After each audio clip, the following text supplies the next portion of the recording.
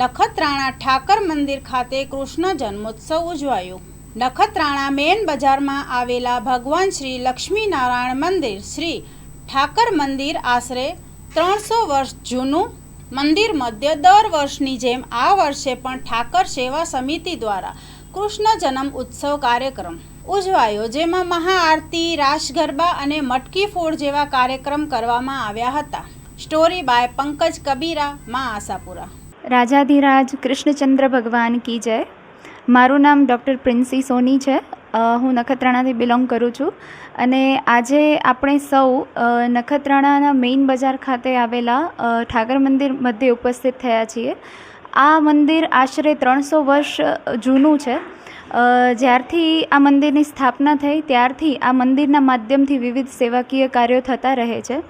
આજ રોજ કૃષ્ણ ભગવાનના જન્મોત્સવની ઉજવણી નિમિત્તે આખા દિવસ દરમિયાન વિવિધ ધાર્મિક કાર્યક્રમો રહ્યા। સવારથી ચાલુ થયેલા આ કાર્યક્રમોની વાત કરીએ તો ભજન, સત્સંગ અને રાસ ગરબાનું આયોજન થયું। અત્યારે મટકી ફોડનું પણ આયોજન છે।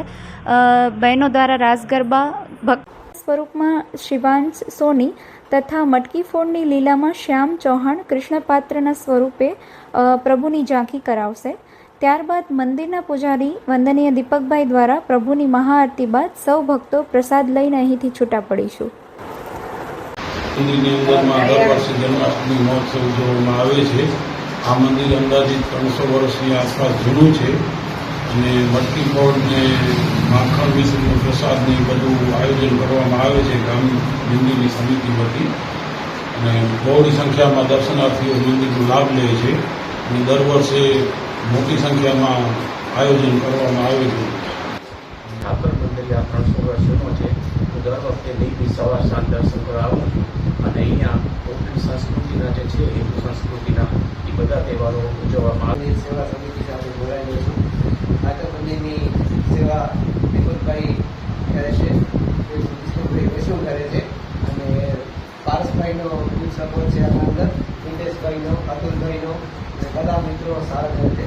બાલ કાનૂનના આ વખતે શિવાંશભાઈ સોની છે।